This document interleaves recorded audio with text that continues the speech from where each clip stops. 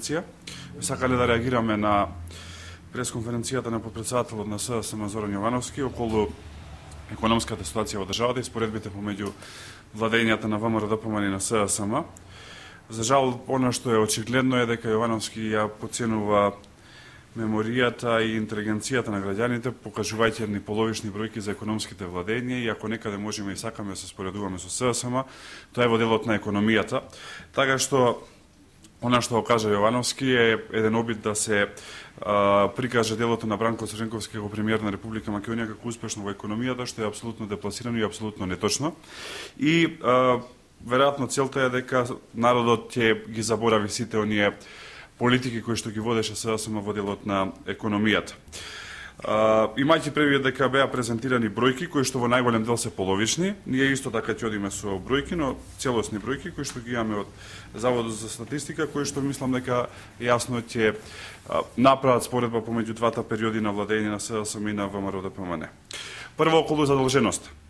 ВМРО-ДПМН со доаѓањето на ова влада на ВМРО-ДПМН во 2006 година, знаете дека врати најголем дел од долговите кои што претходно ги имаше направено владата на СДСМ, и вкупниот државен долг откако ВМРО-ДПМН е доен на власт намален за 250 милиони евра, меѓу другото и со предвремено разложување кон некои од донаторите. Само за споредба, јавниот долг во 2005 година изнесува 48% од бруто домашниот производ, додека во овој момент изнесува 34% од бруто домашниот производ во услови на светска економска криза. И тоа е значајно да се потенцира дека сите бројки кои што ги споредуваме се во услови на криза која што се случува во моментов.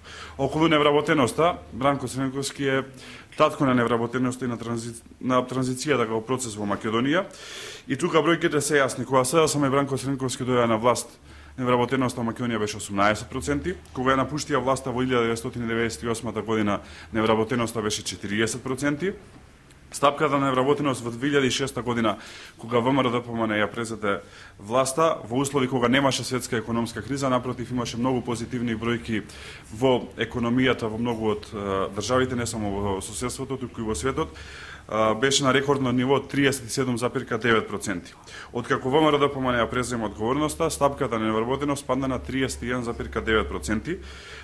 Трендот на пад на бројката на невработеност веројатно ќе се задржеше и ќе одеше под 30% доколку не се случеше светската економска криза.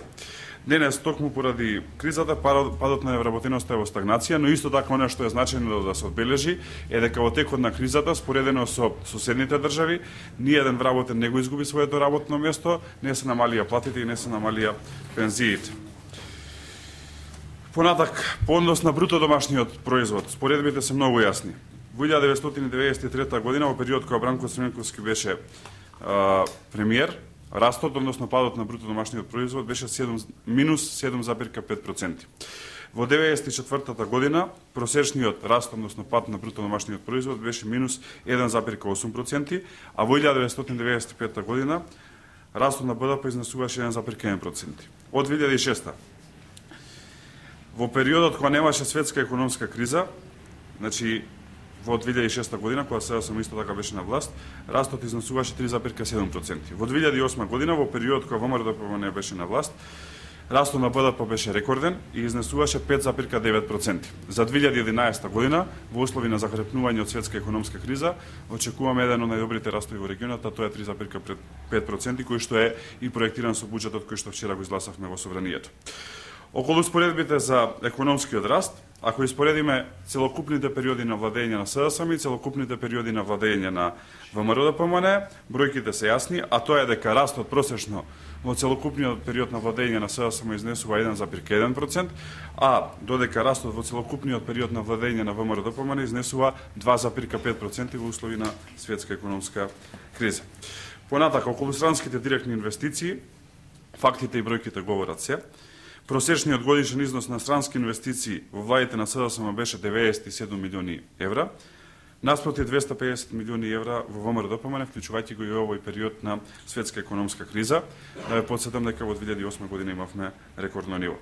Така што бројките се јасни, бројките се немилосрдни, покажуваат две различни економски политики, покажуваат два различни пристапи, кои што се различен еден од друг.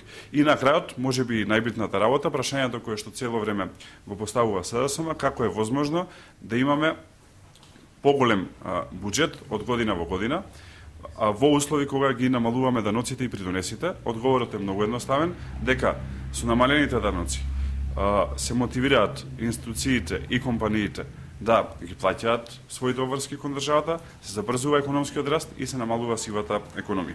Така што се ова неколку факти со кои што сакавме да дадеме одговор на пресконференцијата на СДСМ и се надеваме дека следниот пат кога ќе излегуваат со коректни и целосни податоци, а не половични податоци, односно податоци кои што се земаат до пола реченица или од пола реченица. Повелете дали има прашање? Фала ви.